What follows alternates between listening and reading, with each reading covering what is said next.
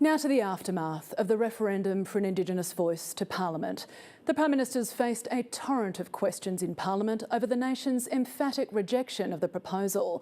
Anthony Albanese maintains he's delivered on his promise to put the voice to the people, in contrast to Peter Dutton, who's losing interest in holding another vote to recognise Indigenous Australians if he becomes Prime Minister. Here's political reporter Matthew Doran.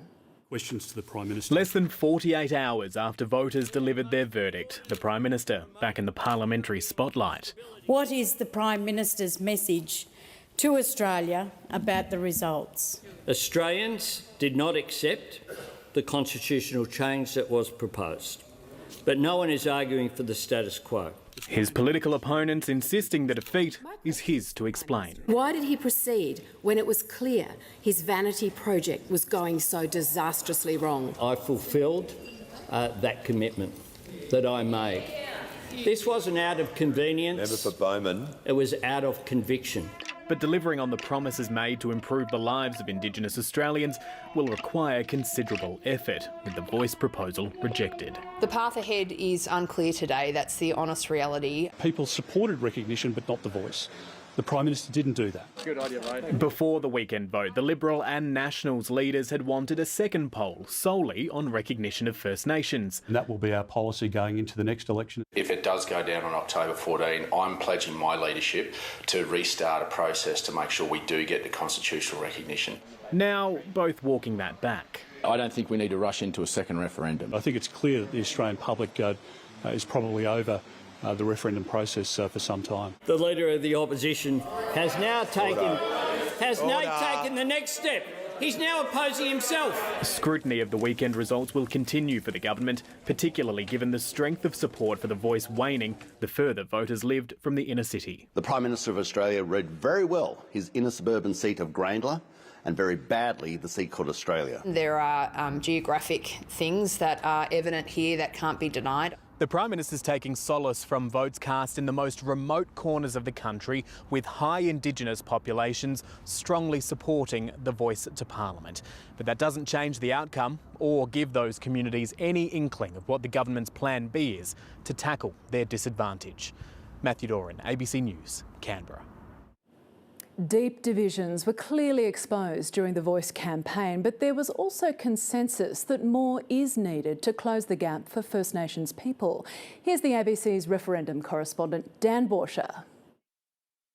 There will be much consideration of why Australians voted the way they did, but that doesn't address the immediate calls for Indigenous people to be heard and empowered to put forward the solutions to some of the challenges they face.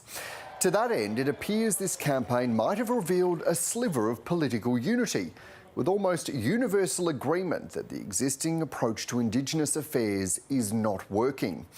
With the public rejecting the Voice proposal, much of the power to listen to First Nations people in order to effect change for Indigenous Australians remains with the Parliament. The problem being, that's the system that has failed so far to close the gap.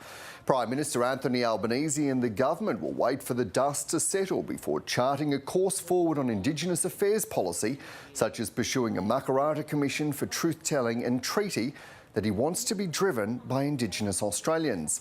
Opposition leader Peter Dutton has begun a walkback, which will likely end up with a backflip on a second referendum on recognition only, and is again calling for another Royal Commission and a spending audit, both policies the government has little interest in pursuing. Where Mr Dutton stands on his recent calls for a legislated local and regional voice remains unclear.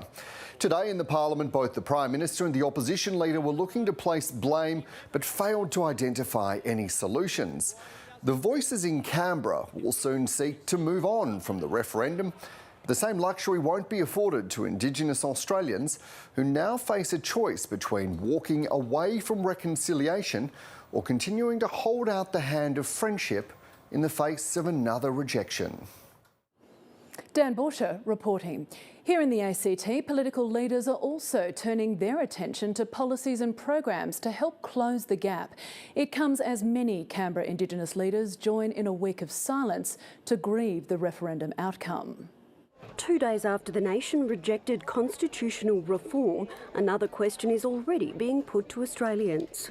Where do we go as governments and as a community in responding to the substantive issues that the referendum raised? Many of Canberra's Indigenous leaders and Yes campaigners have joined a collective week of silence after analysing the defeat in their own way.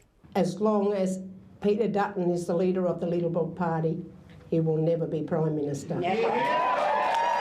We haven't won, but the work is not done. We have made a big oomph and want to keep going. While the Territory's Chief Minister and Opposition Leader today found some rare common ground. Focus on practical outcomes. I take that as a very clear message out of the weekend. This isn't the end, but a reminder about the fact that governments at all levels must do better.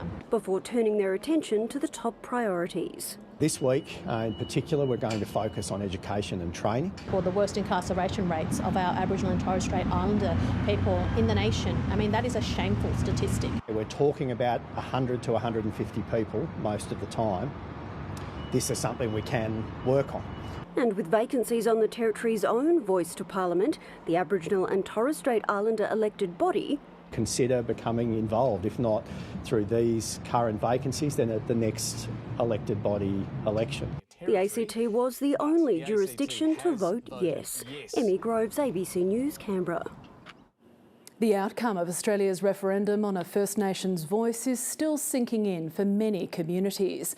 On Thursday Island in the Torres Strait, which voted nearly 70% yes in a state which voted roughly 70% no, locals are looking to the future. This proudly independent region is now considering next steps on the path to self-determination. It was a grassroots campaign in the Torres Strait, and here it was one that paid off. Educating community, getting them behind, the yes vote, and pretty stoked, 72%. In the state with the strongest no vote, this island region said yes to the voice. The final outcome wasn't what many people here hoped for. It's not the first time that we've been said no to before. It's not the first time we've been in this position where we have to keep fighting. I want to say gutted, but disappointed, and I feel for all the ones that campaigned. But as one campaign finishes, another one begins. The community here looking to the future. Take your time, whatever it is, to heal, to feel good again. Get up and let's go again. For some islanders, that means setting a new course. Like for me, what I'm thinking now is I should just focus on my people and my own kingdom. Home to Indigenous land rights activist Eddie Mabo, the Torres Strait has its own plans for self-determination. Outlined in a document known as the Mussig Statement, the region hopes to achieve autonomy by 2037. It's an ambitious vision, supported even by those who voted no. For self-determination, for autonomy, for all that, you got to give us that one. Don't set up an organisation to manage us. Many here are still reflecting on the vote's outcome. Emotions are still raw. I'm proud of who we are, and I'm very hopeful that we'll come back from this. Taking time to reflect and reset. Marion Farr, ABC News, Thursday Island.